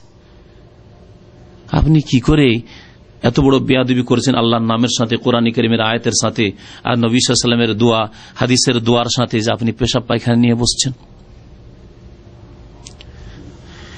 3 নম্বর কারণ। 4 নম্বর কারণ হচ্ছে যে নবী করিম সাল্লাল্লাহু আলাইহি সাল্লাম নিজেও দম করেছেন, ঝাড়ফুঁক করেছেন, আর তাকেও ঝাড়ফুঁক করা হয়েছে, অর্থাৎ নিজে ফুঁক দিয়ে, নিজের শরীরে ফুঁক দিয়েছেন। আর মা আয়েশা রাদিয়াল্লাহু যখন শরীর চলছিল নবী সাল্লাল্লাহু আলাইহি সাল্লামের মৃত্যুশয্যায়, তখন নবী করিম সাল্লাল্লাহু আলাইহি সাল্লাম বলছেন তুমি পড়ো, আর দিয়ে হাতে পড়ে, মা আয়েশা রাদিয়াল্লাহু তাআলা পড়ে হাতটা ফিরাচ্ছেন, নবী সাল্লাল্লাহু আলাইহি ওয়াসাল্লাম মোবারক হাত ফিরাচ্ছেন। তারপরে অন্যদেরকে হুকুমও করেছেন তোমরা ঝাড়ফুঁক করো, দম করো। তাহলে দোয়া পড়ে দম করার কথা নবী করিম সাল্লাল্লাহু আলাইহি ওয়াসাল্লাম বলেছেন, কিন্তু নবী করিম সাল্লাল্লাহু আলাইহি ওয়াসাল্লাম না নিজে তাবিজ লটকিয়েছেন নিজের শরীরে, না ছেলে মেয়েদের শরীরে, নাতিদের শরীরে, আর না স্ত্রীদের শরীরে, আর না কাউকে হুকুম দিয়েছেন। এই 4টি কারণে কোরআনী তাবিজও চলবে না, হাদিসের দোয়া দিয়েও তাবিজ চলবে না, আল্লাহর নাম দিয়েও তাবিজ চলবে না। আশা করি এই কথাগুলি স্পষ্ট। আল্লাহ পাক যেন বুঝার তৌফিক দান করেন, আল্লাহ পাক আমাদের গুনাহ খাতা যেন মাফ করেন। আর 2-1টি হাদিস শোনাই তাবিজের সাথে সাথে যে তাকাগুলো রয়েছে, বালা রয়েছে, এসব সম্পর্কে। রুয়াইফা বিন সাবিত রাদিয়াল্লাহু তাআলা আনহু বর্ণনা করছেন যে কালা কালা আলী রাসূলুল্লাহ সাল্লাল্লাহু আলাইহি ওয়াসাল্লাম, নবী করিম সাল্লাল্লাহু আলাইহি ওয়াসাল্লাম আমাকে বলেন, ইয়া রুয়াইফা, রুয়াইফা একজন সাহাবীর নাম, বলছেন লাআল্লাল হায়াতা সাতাতুলু বিকা, হতে পারে যে তুমি অনেক আয়ু পাবে। যদি তুমি আয়ু পাও, দীর্ঘ আয়ু পাও, ফাআখবিরিন নাস, তাহলে আমার পরে বেঁচে থাকলে লোকজনকে বলে দেবে এই হাদিসটি, মান আকাদা লাহিয়াতাহু, কেউ যদি দাড়িতে গিরা লাগায়, দাড়িতে গিরা লাগায়, দাড়িকে বেঁধে রাখে বা দাড়ি পাক দেয়, দেখেছেন এরকম লোক? হ্যাঁ, আপনার একটু কম দেখেছেন। হ্যাঁ, সন্ন্যাসীর, কারণ এরা পীর ফকিররা করে, এরা করে, ওই শিখেরা করে, ভারতের শিখ, যে পাঞ্জাবের শিখ জাতিরা করে, দাড়ি পাক দিয়ে রাখা। আও তাকাল্লাদা ওয়াতরান, অথবা ওই ধনুকের যে রশিটা রয়েছে, সেই ধনুকের রশি কোন পশুর বা কোন মানুষের, কোন ছেলের গলায় যদি হাড়ের মতো করে ব্যবহার করে, যে এতে আত্মরক্ষা হবে, বালা মুসিবত থেকে হেফাজতে থাকবে। আও ইস্তানজা বিরাজিয়ে দাব্বাতিন আও আজমিন, অথবা কেউ যদি ইস্তেঞ্জা করে, মানে কুলুক নেই, কোন পশুর গোবর দিয়ে অথবা হাড্ডি দিয়ে, এই কয়টি কথা বললেন নবী সাল্লাল্লাহু আলাইহি ওয়াসাল্লাম। ফাইন্না মুহাম্মাদান সাল্লাল্লাহু আলাইহি ওয়াসাল্লাম মিনহু বারিউন, তবে নবী করিম সাল্লাল্লাহু আলাইহি ওয়াসাল্লাম তার থেকে সম্পর্ক ছেদের ঘোষণা করছেন। তাহলে বোঝা গেল যে গলায় বা হাতে বা কিছু তাকা বা সুতা বা রশি বেঁধে রাখা, যে এতে বিপদ আপদ থেকে হেফাজতে থাকবো, এসব করলে নবী করিম সাল্লাল্লাহু আলাইহি ওয়াসাল্লাম সম্পর্ক ছেদের ঘোষণা করেন। মুসনাদ আহমদের হাদিস, আবু দাউদের হাদিস, নাসাইর হাদিস। আল্লামা নাসিরুদ্দিন আলবানী রাহমাতুল্লাহ হাদিসটিকে সহিহ বলেছেন। আর একটি হাদিস বর্ণিত হয়েছে ইমরান বিন হুসাইন রাদিয়াল্লাহু তাআলা আনহু থেকে, আন্নান নবী সাল্লাল্লাহু আলাইহি ওয়াসাল্লাম আবসারা আলা আযওয়াদি রাজুলিন হালাকাতান, রাসূলুল্লাহ সাল্লাল্লাহু আলাইহি ওয়াসাল্লাম একজন লোকের বাহুতে, বাহুতে এখানে তাবিজ বেশি বাঁধা আমাদের দেশের লোকেরা, তাই না? বাহুতে দেখলেন যে বাঁধা আছে একটি বালা, বালা আছে, বালা ব্যবহার করে, এখানেও ব্যবহার, ছোট বাচ্চাদের বালা ব্যবহার করে আমাদের দেশে, যদি জিনতের জন্য করে, আবার অনেক ছোট বাচ্চাদের আমাদের জিনতের জন্য, অলংকারের জন্য রূপার বালা ব্যবহার করে, যদি অলংকারের জন্য হয়। ছেলেদের জন্য চলবে? ছেলেদের জন্য চাঁদি, হ্যাঁ, ছেলেদের গায়ে আমাদের দেশে কিন্তু বালা ব্যবহার করে অনেকে, চাঁদিরই হোক স্বর্ণের নাই হোক, চলবে? চলবে না। নবী করিম সাল্লাল্লাহু আলাইহি ওয়াসাল্লাম বলেছেন যে স্বর্ণ চাঁদি পুরুষের জন্য হারাম, সে পুরুষ নাবালক নাবালক হোক, ছোট বাচ্চা 2 বছর 3 বছরের চাঁদির বালা জায়েজ নয়, ছেলের জন্য জায়েজ নয়। মেয়েদের যদি হয় তাহলে ঠিক আছে। আমাদের দেশে অনেকে এইরকম নাজায়েজ হাদিয়া দিয়ে থাকে, নাজায়েজ উপহার দিয়ে থাকে, মামার বাড়ি থেকে নিয়ে এসে মামা দিয়েছে, নানি দিয়েছে, দাদি দিয়েছে, এটা জায়েজ নয় বালা ব্যবহার করা যদি চাঁদির হয়। মিনসুফরিন এই ছিল তামার বালা, এই বালা ব্যবহার আত্মরক্ষার জন্য, হেফাজত, বালা মুসিবত থেকে হেফাজতের জন্য ব্যবহার করেছিল সেই ব্যক্তি। ফাকাল ওয়াইহাকা মা হাযিহি, এটা আবার কি, এই বালা কেন ব্যবহার করো তুমি? কালাম মিনাল ওয়াহিনা, আমার এক ধরনের রোগ আছে যাতে আমি খুব দুর্বলতা অনুভব করি, আমার শরীর ক্ষীণ হয়ে পড়ে, সেই রোগ থেকে হেফাজতের জন্য, যাতে ওই রোগ দূর হয়ে যায়, সেই জন্য এটা ব্যবহার করছি। কালা আমা ইন্নাহা লা তাজিদুকা ইল্লা ওয়াহানান, বলছেন দেখো এতে তোমার রোগ আরো বৃদ্ধি পাবে, তোমার বিপদ, তোমার রোগ আরো বৃদ্ধি পাবে। ইনবেজহা, ছুঁড়ে ফেলে দাও, খুলে ফেলো, আনকা ফাইন্নাকা লাউ মিত্তা ওয়াহিয়া আলাইকা, এই অবস্থায় যদি মরে যাও, তোমার শরীরে বালা আছে আত্মরক্ষার জন্য, হেফাজতের জন্য, বালা মুসিবত থেকে, এই অবস্থায় যদি মরে যাও, মা আফলাহতা আবাদা, কোনদিন তুমি রেহাই পাবে না, কোনদিন তুমি মুক্তি পাবে না। চিন্তা করতে পেরেছ? এই যে তাবিজ অথবা বালা যেগুলি ব্যবহার করা হয়, মুহাম্মদ বিন আব্দুল্লাহ রাহমাতুল্লাহ আলাইহি কিতাব তাওহীদ বলেছেন লিরাফইল বালাই ওয়া দাফইহি, দুটি উদ্দেশ্যে করা হয়। এক হচ্ছে যে অসুস্থ হয়ে পড়েছে, যাতে অসুখ দূর হয়ে যায়, বিপদ দূর হয়ে যায়, জিনে ধরে নিয়েছে, ভূতে ধরে নিয়েছে, অথবা খুব ভয় লাগছে, এই অবস্থা তৈরি হয়ে গেছে, যাতে এটা দূর হয়ে যায়, সেই জন্য। তাহলে বালাকে চলে এসছে দূর করার জন্য। অথবা এখনো আসেনি কিন্তু ভয় লাগছে, হতে পারে কারো বদনজর লেগে যেতে পারে, এখনো লাগেনি, হতে পারে জিন শয়তানে পেরেশান করতে পারে, ধরে নিতে পারে, সুতরাং আগে থেকেই তাবিজ ব্যবহার করো অথবা বালা ব্যবহার করো, তাকা ব্যবহার করো, দুই অবস্থাতেই নাজায়েজ এবং এগুলো শিরকের অন্তর্ভুক্ত। কি বলেন নবী সাল্লাল্লাহু আলাইহি ওয়াসাল্লাম, যদি এই অবস্থায় মরে যাও তাহলে কোনদিন তুমি রেহাই পাবে না। মুসনাদ আহমদে হাদিসটি রয়েছে, ইবনে মাজাতে হাদিস রয়েছে। ইমাম মুহাম্মদ বিন আব্দুল্লাহ রাহমাতুল্লাহ কিতাব তাওহীদে বলছেন যে এই হাদিসের সনদ চলার মতো, বেসনাদিন লা বাসা বিহি, যদিও বেশ কিছু অন্য ওলামারা দুর্বল বলেছেন, তিনি বলেছেন যে বেসনাদিন লা বাসা বিহি, এই সনদ মানে আমলযোগ্য, কারণ এর সমর্থনে আরো বেশ কিছু হাদিস রয়েছে যা শুনলেন। ইমাম ইবনে আবি হাতেম হুযায়ফা রাদিয়াল্লাহু তাআলা আনহু সাহাবী থেকে বর্ণনা করেছেন যে আন্নাহু রাআ রাজুলান ফি ইয়াদি খাইতু মিনাল হুম্মা, হুযায়ফা রাদিয়াল্লাহু তাআলা নবী সাল্লাল্লাহু আলাইহি ওয়াসাল্লামের সাহাবী একজন মানুষকে দেখেন যে ওর হাতে তাকা বাঁধা আছে, সুতা বাঁধা আছে। কি জন্য বেঁধে রেখেছো? বলছে যে আমাকে খালি জ্বর হয়, মিনাল হুম্মা, খুব জ্বর হয়, সেজন্য বেঁধে রেখেছে। ফাকাতাহু, তিনি ধরে ছিঁড়ে ফেলে দিলেন তাকাটিকে, ছিঁড়ে ফেলে দিলেন। ওয়া তাআলা কাউলাহু তাআলা, মহান আল্লাহর এই বাণী আয়াত তিলাওয়াত করলেন, ওয়া মা ইউমিনু আকসারুহুম বিল্লাহ ইল্লা ওয়া হুম মুশরিকুন, অধিকাংশ মানুষ যারা আল্লাহর প্রতি ঈমান নিয়ে আসে, অর্থাৎ অধিকাংশ মুমিন মুসলিম যারা জন্মগত মুসলিম, বংশগত মুসলিম, এরা কি করে? ইল্লা ওয়া হুম মুশরিকুন, অধিকাংশ তাদের শিরক করে থাকে, অধিকাংশ লোকই শিরক করে থাকে। আজকে মুসলিম উম্মাতের দিকে দেখেন যে বড় শিরকে যদি না থাকে তাহলে ছোট শিরক আছে। এদের দেখেন অসংখ্য মুসলিম কবর মাজারের শিরক, আল্লাহ ছাড়া অন্যকে সেজদা করা, আল্লাহ ছাড়া অন্যের কাছে সন্তান চাওয়া, আল্লাহ ছাড়া অন্যের কাছে রোগের আরোগ্য তলব করা, আল্লাহ ছাড়া অন্যের জন্য খাসি মোরগ জবাই করা ইত্যাদি, এইসব শিরকে লিপ্ত আছে। আল্লাহ ছাড়া অন্যের কাছে মদত চেয়ে গাউসুল আজম মাদাদি খাজা মাদাদ এইসবে আছে। আর না হলে ছোট শিরকি অবশ্যই আছে, আল্লাহ ছাড়া অন্যের কসম, লোক দেখানো কাজ, এছাড়া এই তাবিজ লটকানো, তাবিজের ঘরে ঘরে তাবিজ ঢুকে আছে। তো এই আয়াত তিনি পেশ করলেন যে অধিকাংশ মুমিন যারা মুমিন হওয়ার দাবি করে, ওয়া মা ইউমিনু আকসারুহুম বিল্লাহ ইল্লা ওয়া হুম মুশরিকুন, তারা অধিকাংশই শিরক করে থাকে। অধিকাংশ লোক মুসলিম হওয়া সত্ত্বেও শিরক করে মরবে, যার ফলে জাহান্নামের ইন্ধন হবে।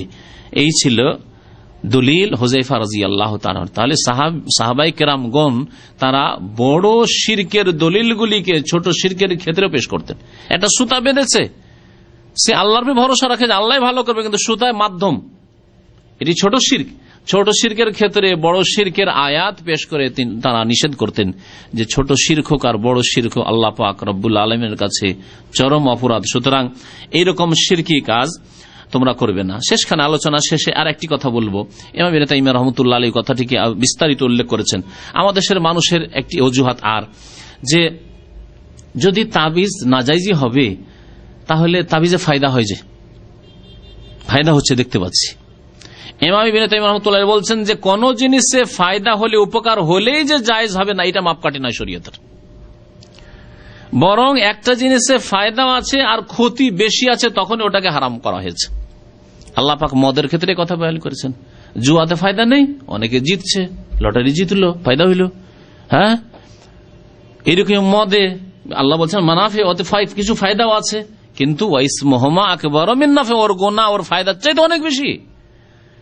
তাবিজে যদি ফায়দা থাকে কিছু, এরকম যে কোনো হারাম কাজ ধরে নেন, যে কোনো হারাম কাজ তাতে কিছু না কিছু ফায়দা আছে, ফায়দার চাইতে ক্ষতির দিক বেশি, সেজন্য আল্লাহ পাক তা হারাম করেছেন। অবাধ মেলামেশা, অবৈধ সম্পর্ক, আরে বিয়ে শাদী করে এত দায়িত্ব নেব না, হালকাতে কাজ হয়ে যাচ্ছে। পশ্চিমা সভ্যতা, হ্যাঁ, লিভ টুগেদার, একসাথে থাকলে হলো, যতদিন ইচ্ছা হইল, বেশি দায়িত্ব নিতে হইল না, যতদিন থাকলো সম্পর্ক, ও একদিন খাওয়াই আমি একদিন খাওয়াই, পশ্চিমা সভ্যতায়। তাই বলে কি জায়েজ হয়ে যাবে? কারণ এর ক্ষতি অনেক বেশি। এইরকমই ইবাদত বন্দির ক্ষেত্রে বলছেন, ইবাদত বন্দির ক্ষেত্রে অনেক ইবাদত বন্দি আছে, কষ্ট লাগে কিন্তু তাতে ফায়দা বেশি, সেজন্য ইবাদত করতে হবে। গুনার কাজগুলিতে ফায়দা আছে কিছু, কিন্তু তার চাইতে ক্ষতি বেশি, সেজন্য আল্লাহ হারাম করেছেন।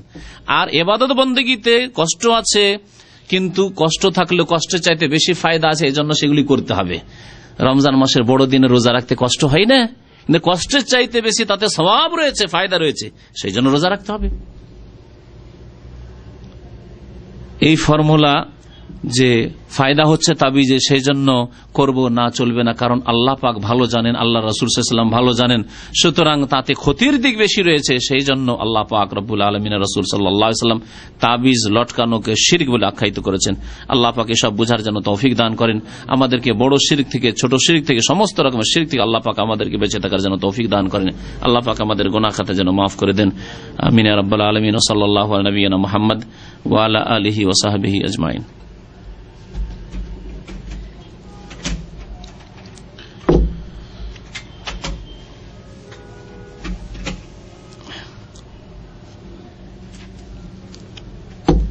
তাবিজ সম্পর্কে কোনো প্রশ্ন থাকে তো ঠিক আছে। এক ভাই বলছে যে কোরআনের আয়াত কাগজে লিখে পানিতে গুলিয়ে বা মিলে পানি পান করা যাবে? হ্যাঁ, এটা গুরুত্বপূর্ণ প্রশ্ন। তবে তার আগে একটি কথা বলি যে তাবিজে আল্লাহর রুবুবিয়ত শিরক আছে আর উলুহিয়াত ইবাদত বন্দেগী শিরক আছে। তাওহীদে রুবুবিয়ত শিরক হয় আর তাওহীদে উলুহিয়াত শিরক হয়, দুটোতে শিরক হয়। তাওহীদ যে তিন প্রকার, দুটোতে দুই রকম শিরক হয়।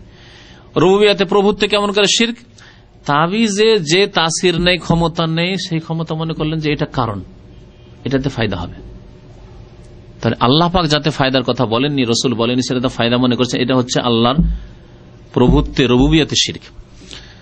আর অন্তর আপনার ঝুঁকে আছে তাবিজের দিকে, আল্লাহর দিকে পুরোপুরি ঝুঁকে থাকতে হইতো, আল্লাহর উপর আস্থা থাকতে হতো, ভরসা, ও আলাল্লাহি ফালিয়াতাওয়াক্কালিল মুমিনুন হইতো। কিন্তু না, আপনার অনেকটাই ভরসা তাবিজের ওপর, এই দিক দিয়ে ভরসা যেহেতু ইবাদত, আপনার এই ইবাদতের শিরক মওজুদ আছে। তাহলে দুই রকমের শিরক পাওয়া যায় এই তাবিজে। আর যে প্রশ্ন আমাদের ভাই করেছেন সেটা হচ্ছে যে কোরআনের আয়াতকে কাগজে লিখে সেটা পানিতে ডুবিয়ে ধুয়ে খাওয়ানো কেমন, এর কোনো দলিল নেই, এর জায়েজ হওয়ার কোনো দলিল নেই। তবে ইমাম ইবনে তাইমিয়া রাহমাতুল্লাহ আলাইহি সম্ভবত লিখেছেন যে যদি এতে কাগজে তিনি লিখেননি, তিনি লিখেছেন যে কাগজে সম্ভবত অথবা যে কোনো কিছুতে লিখার কথা তিনি বলেছেন যে লিখে ওটাকে ধুয়ে যদি খায় তো কোরআনে কারীমের বরকত রয়েছে, তাতে ফায়দা হতে পারে, তিনি লিখেছেন। কিন্তু সাহাবায়ে কেরাম তাবেঈন থেকে এমন কোনো দলিল নেই, সুতরাং সেগুলো থেকে বেঁচে থাকাই ভালো। মুসলিম জিনদেরও কি বিকল্প ভালো ব্যবস্থা আছে, ফুঁক দেওয়া, ওই দোয়া যে আয়াতটা লিখছেন সেই আয়াতটা পড়ে ফুঁক দেন। এখানে একটা আছে আজহেবিল বাস, এই দোয়াটা কয়বার করে পড়তে হবে এরকম কোনো আছে? এমন কিছু নাই, বারবার পড়তে থাকেন, বারবার পড়তে থাকেন। আরেকটি দোয়া আছে 7 বার পড়ার কথা, আসআলুল্লাহ আল আজিম রব্বাল আরশিল আজিম আন ইয়াশফিয়াক। কোন রোগী ব্যক্তি যদি থাকে তাহলে তার সামনে পড়েন বারবার করে, 7 বার করে, ওইটাতে আছে। জি, আল্লাহ ভালো করে। কোনটা? ইসলামিক সংগঠনের আমিরের সাথে বায়াত করা যাবে? হ্যাঁ, ভাই জিজ্ঞাসা করেছেন যে কোন ইসলামী সংগঠন আমিরের সাথে বায়াত করা যাবে কিনা। না, এটিও বিদাতি রাস্তা। এই রাস্তা খোলা মানে পীর মুরিদি। তখন পীর মুরিদির যারা বিদাতি বায়াত আগে থেকে করে আসছে, ভাই বলছে তোমাদের আমিরের যদি বায়াত তোমরা করতে পারো, তো আমরা যদি পীরের বায়াত করছি, তো ভালো কাজের জন্য বায়াত করছি, অসুবিধা কি? এগুলি সব বিদাতি রাস্তা। বায়াত 3টি ক্ষেত্রে আছে। আমার এর উপরে একটা বক্তব্য আছে, অনেক আগেরই, 4-5 বছর আগের বক্তব্য আছে। 2টি আমি আজকে বলেই ফেলেছি, আর একটি ওর সাথে বলে দিলে হয়। 2টি কি কি বলেছি মনে আছে? একটা হচ্ছে ইসলাম গ্রহণের বায়াত, নতুন মুসলমানকে হচ্ছে বায়াত, যে আমি কালেমা পড়লাম বিশ্বাস করে, এবং তার সাথে নবীকে রসুল মুহাম্মদ সাল্লাল্লাহু আলাইহি ওয়াসাল্লামকে রসুল মানলাম, নামাজ 5 ওয়াক্ত পড়বো, রোজা রাখবো, যাকাত দেব, হজ করবো, হারাম কাজ থেকে বেঁচে থাকবো। আর আরেকটা হচ্ছে যে ইসলামী খলিফা, যিনি ইসলামিক রাষ্ট্র কায়েম করেছেন, ইসলামী আইন বাস্তবায়ন করেন, তার আনুগত্য করার জন্য বায়াত করা। বিশিষ্ট ব্যক্তিরা বায়াত করলেই হলো, প্রত্যেক ব্যক্তির জরুরি নয় যে বায়াত করতে হবে। আমাদের পক্ষ থেকে আমাদের অভিভাবক বা এলাকার যে দায়িত্বশীল একজন করলে আমরা সবাই যদি পেছনে থাকি যথেষ্ট। আর আরেকটি বায়াত হচ্ছে আল্লাহর রাস্তায় যদি জিহাদ হয়, নবী সাল্লাল্লাহু আলাইহি ওয়াসাল্লাম জিহাদের বায়াত নিয়েছেন। যেমন উসমান রাদিয়াল্লাহু তাআলা আনহু যখন মক্কার দিয়ে গেলেন, তখন বন্দী করে রেখেছিল মক্কার কাফেররা। শুনতে পেলেন যে নাকি তারা হত্যা করে দিয়েছে। নবী সাল্লাল্লাহু আলাইহি ওয়াসাল্লাম বায়াতে রিজওয়ান করেছিলেন যে যদি উসমান রাদিয়াল্লাহু হত্যা করে দেওয়া হয়, তাহলে এখান থেকে আমরা ফিরে যেন মক্কা গিয়ে এই মুশরিক কাফের কুরাইশদের বিরুদ্ধে আমরা জিহাদ করব, জিহাদের বায়াত নিয়েছিলেন। আর একটি কবিতা তো আছে, নাহনুল্লাযিনা বায়াউ মুহাম্মাদান আলাল জিহাদে মা বাকিনা আবাদা। আমরা সাহাবারা যখন খন্দকের যুদ্ধে খন্দক খনন করছিলেন, পরীক্ষা খনন করছিলেন, তখন বারবার করে এই কবিতা পাঠ করতেন, তার আবৃত্তি করতেন। আমরা তো সেই লোকেরা বায়াউ মুহাম্মাদান, যারা মুহাম্মদ সাল্লাল্লাহু আলাইহি ওয়াসাল্লামের সাথে বায়াত করেছি আলাল জিহাদে, জিহাদের উপর। তাহলে 3য় এই বায়াত রয়েছে। 4র্থ কোনো বায়াত ইসলামের নেই। না পীর মুরিদের বায়াত আছে, এই একটি বিদআত। আর এই বিদআতে সর্বনাশ করেছে, কারণ পীরেরা এই শিখিয়েছে যে পীরের সামনে মুরিদ কিন্তু মুর্দার মতো, আপনাকে যেমন করে উল্টে পাল্টাই ওইরকমই থাকবেন, কিন্তু আমি কিচ্ছু বলবেন না। আর আমি পড়ে শুনিয়েছি আপনার যেটা হক্কানি পীর বলা হচ্ছে তার কিতাবে আছে, তার কিতাবে, ওই চরমনের কিতাবে আছে স্পষ্ট এই ভাষায় যে যদি মুরিদকে পীর বলে যে তুমি কিসে বলেন মদের ওপর জায়নামাজ, মদের জায়নামাজ ডুবিয়ে নামাজ পড়ো, তবু করবে। সুতরাং যে কোনো হারাম করতে বললে করবেন, এটা দিয়ে শিক্ষা দেওয়া হয়েছে। হক্কানি পীরের এই অবস্থা, মানে ওদের কাছে হক্কানি যদি এই অবস্থা হয়, তাহলে বাতিল, সবগুলি বাতিল, তাদের অবস্থা কি হইতে পারে? সুতরাং এই পীরতন্ত্রের বায়াত চরম গুমরাহি। আর ওই রকমই ওর পিছনে পিছনে ধরে না আমিরদের বায়াত, সে যে কোনো সংগঠন হোক না কেন, এটি জায়েজ নয়। হ্যাঁ বলেন।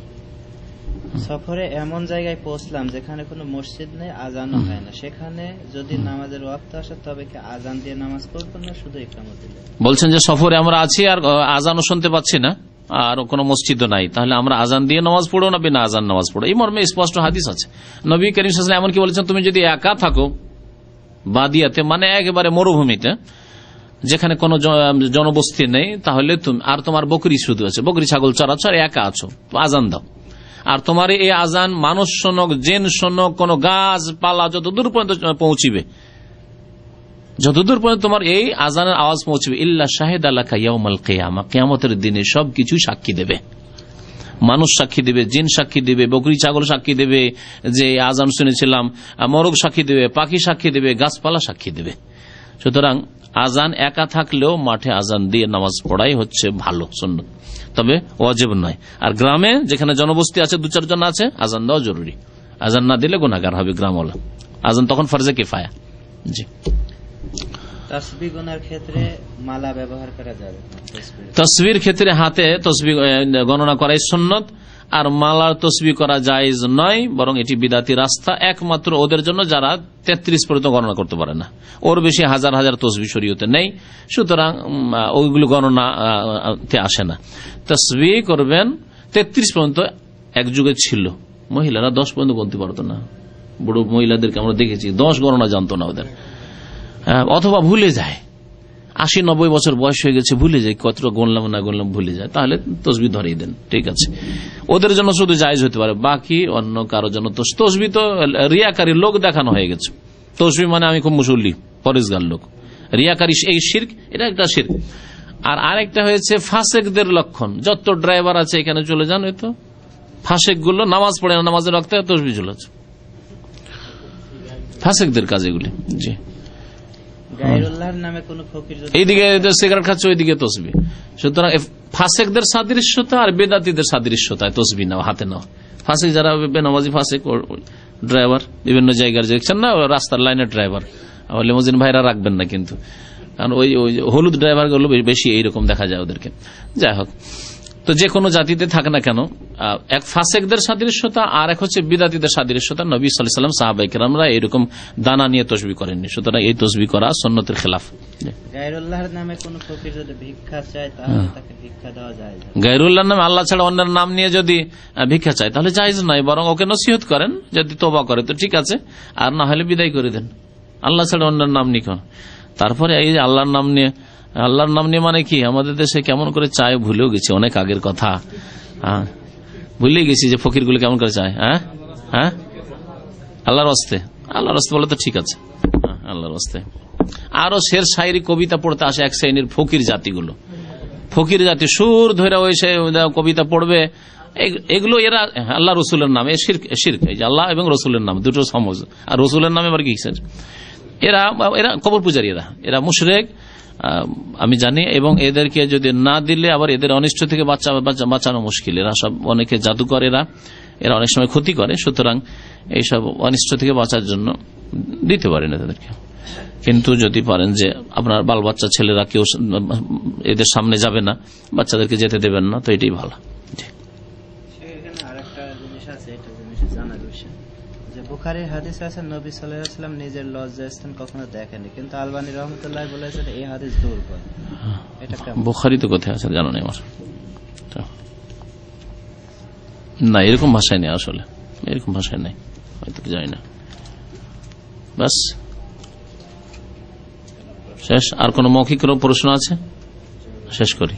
হ্যাঁ, অসুবিধা নেই, মৌখিক যদি কোনো প্রশ্ন থাকে জানার, ছুটে গিয়ে থাকে বা কিছু, আর না হলে এখান থেকে শেষ করি। সাল্লাল্লাহু আলাইহি ওয়া সাল্লাম মুহাম্মদ ওয়া আলা আলিহি ওয়া সাহবিহি আজমাইন।